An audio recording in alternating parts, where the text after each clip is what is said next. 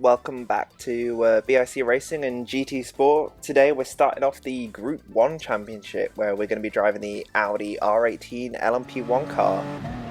So this is the first race of the championship. We're actually jumping straight to lap 2 because it took me an entire lap to catch up to the car in P11. We get him into that first corner where so we're up into P11 starting in P12. We're coming up, trying to get around the outside of this Bugatti, carrying a bit too much speed there, going off the track there. It was really nothing happening that first lap, so I thought we'd cut straight to when the action begins. Coming to this hard braking zone, you see the car gets a bit squirrely as we're carrying a bit too much speed there as we tried to turn under brakes. Not the best idea in the world. On the brakes now, we're trying to hang it with shapes, sort of go around the outside of this other car. I think it's a newer Audi R18. It's a bit hard to tell with the LMP1 cars because they all kind of look the same, really. So you'll have to forgive me if I keep getting the make of car wrong there. Get around here on the straight there as we come into the second heavy braking zone on this circuit. It's sort of a banked right-hander. Get it a bit wrong there as I kind of cut the corner a little bit. We'll just sort of overlook that one. This is a 8-lap race, so it's around the Maggiore circuit, so we've got plenty of time to catch up to the leader here as we go up the inside of another car, heading into the braking zone. It's a double right-hander, a bit like the Lesmo's Monza, so you carry too much speed. End up off the circuit at that point. Not the cleanest overtake sort of area.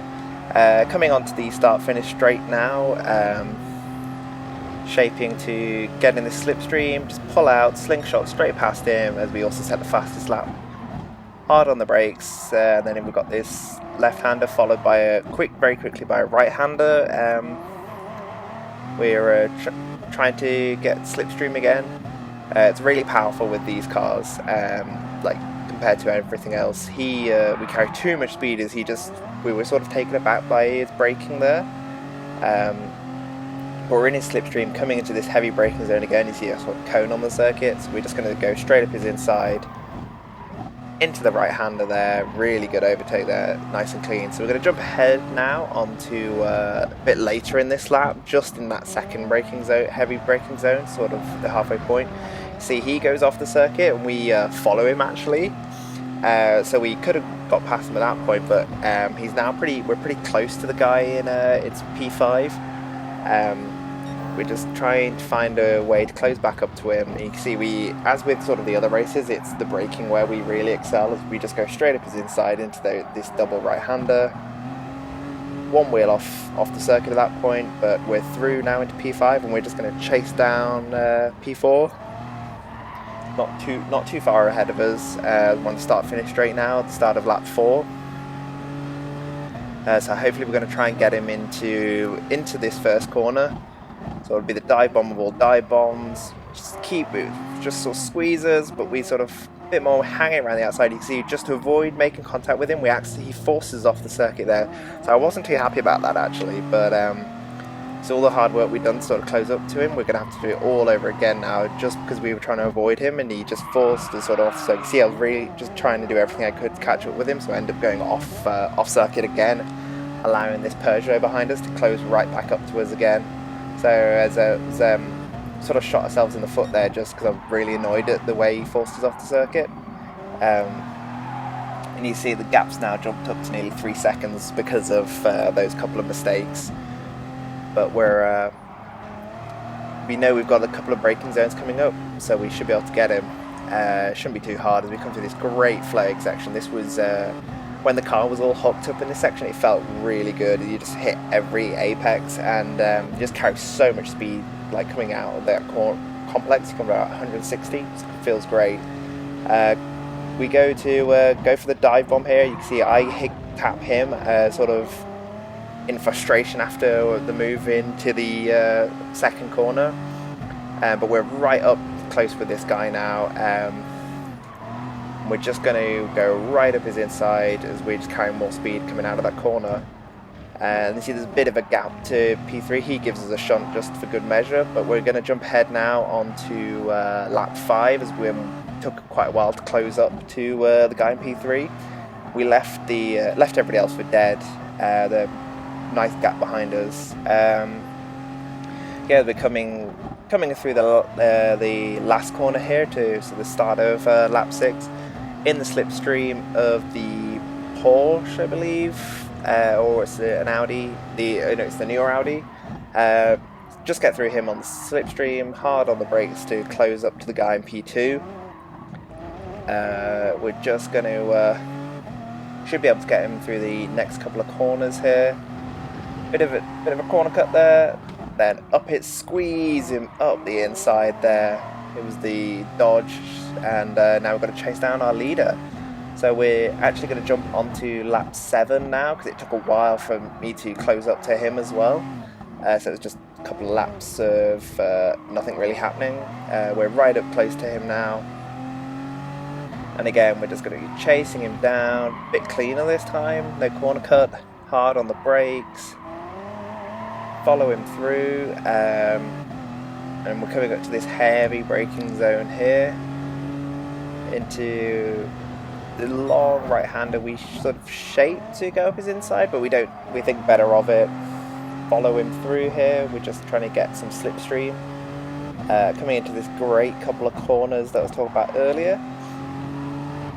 So it's like left hand, right hand, then left hand again, onto this straight. We thought about going up his inside there, but we thought better of it at this point, just because it's a bit difficult to. It's more of a single file, one line corner here.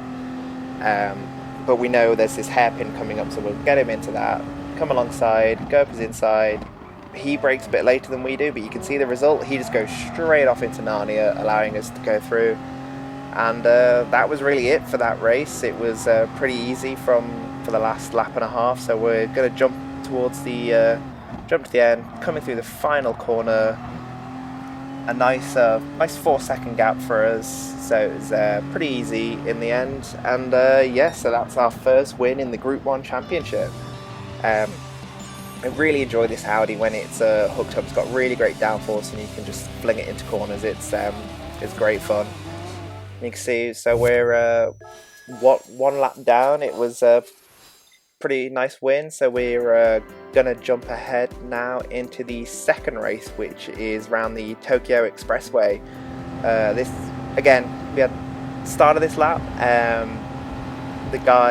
This car comes in the slipstream so powerful, he goes straight through. So we actually start on the back foot and start in P13 instead of P12. So yeah, so we're from the beginning. We have it all to do here. So he gets through, and after the long straight, it's going to be so powerful in this track. So we have to really make sure we break the slipstream or maximise it.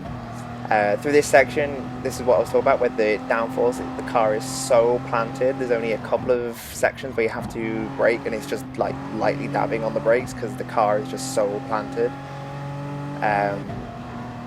Trying to close up to the guy in P12, he just came straight through on us, and we just haven't been able to close up to him here.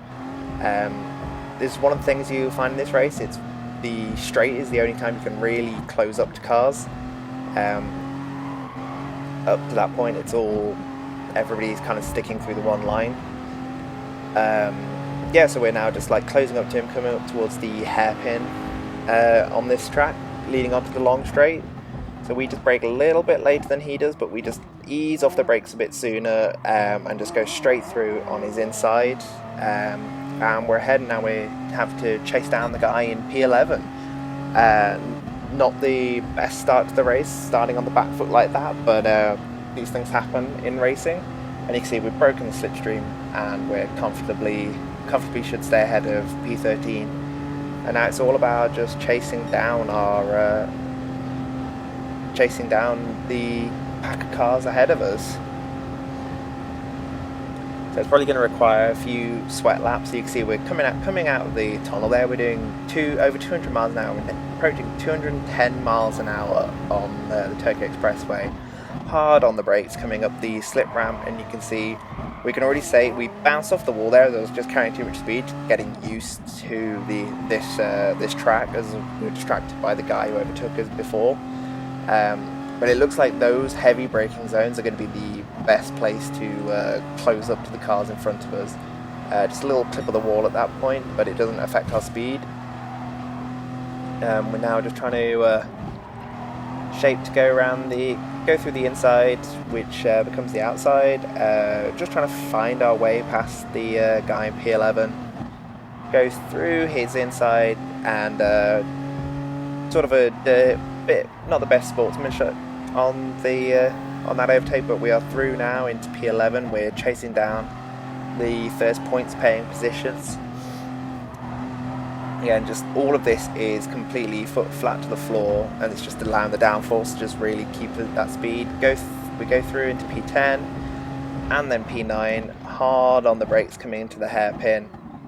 He forces us into the barrels, which was a bit like, again, probably karma for the forcing the other guy towards the wall earlier on, actually, in that lap. And now we're towards the back of the guy in P8. It's you can see the sparks in the tunnel look so good on this game, just because these cars are obviously riding so low compared to your average road car, and you can see we're just sparking up everywhere in his slipstream. 210 miles an hour coming out of the tunnel. We accidentally hit the back of that Peugeot there because he was just going a little bit slow, because I was just shocked by how much more speed we had, because it took us, we're at nearly over 210 coming out of the tunnel. It was just mind-boggling. But yeah, so we're through now into P7, coming off the slip road towards the fast section. We just go up the inside of the Toyota there. More sparks as we're got some slipstream, so we're going much faster than we had before. Hard on the brakes, just clip the wall, but we're going to jump ahead now into lap 4, because it took us a while to catch up to the guy in 4th. Clip of the wall again there. It's again, you can see that we closed up coming off the back straight there, because we were able to brake much later than the AI is, so it's allowing us to close right up to the guys in front of us. Again, we got some slipstream coming round his outside, that then becomes the inside into this thing, and again, big gap, so we're going to jump ahead onto lap 5, and it's almost a rinse and repeat overtake here. And you can see we're just going to hang it around his outside, shape to go around the outside, trade up which comes the inside, and there we go, another overtake. But you see he gets straight back through, actually, because we didn't maximise our exit. It was a bit like, oh, for God's sake, here we go again. So he's going to end up holding us up a bit, and I'm just trying to get a bit frustrated and carry too much speed there, so we just need to try and find a way past him so he doesn't hold us up too much. So we're going to go dive bomb up his inside, clean, don't make contact with him, but a bit of contact with the wall, but that's it. So we're through, and there's a 7-second gap, so we're going to jump ahead onto lap 7, the start of the final lap. We're in the slipstream of the guy in P2, but there's actually a 2.7 second gap to the leader at this point. So we're on this final lap, we get through with the slipstream, but now it's all about chasing down this leader he's 2 seconds ahead of us on the final lap. So this became, I was frustrated that we must have been when we were held up by the guy in P4. So I'm going to do everything we can to see carrying too much speed again, clip that wall one more time, for the last time actually. We're now coming down into the long, quick left-hander. You can see I can't even see the leader at this point, but the gap is just over 2 seconds at this point, but we're going purple, and you can see on the timing screen we were setting fastest lap after fastest lap trying to close this guy down. So we're easily the fastest guy on circuit right now. It's all about, we just might run out of time though, because we can only really close up to them in the heavy braking zones, because otherwise we're all doing the exact same speeds. Go through this section, the fastest I do with just a real little bit of brake. This allows us to close up. You see he's 2.7 seconds ahead at this point, coming on into the hairpin, so this is the only place we're going to be able to close up to him. You see I brake later and then ease off the brake, and then now we're hard on the power on this straight, 2.5 second gap, so it's just can we get any slipstream coming towards the line. If we have the slipstream, we probably might be able to just pip him up the line, but it's all about can we get close enough to get that slipstream effect. But it doesn't look like we're going to have enough time here, and unfortunately he goes on to win the race and we finish in P2. That's a bit disappointing, but one win in a P2 to start the Group 1 Championship, so it's already, we can already tell this is going to be a bit more of a fight than the Group 4 and Group 3 Championships. But that's it for this episode of GT Sport. Like and subscribe and all that good stuff, and we'll see you soon.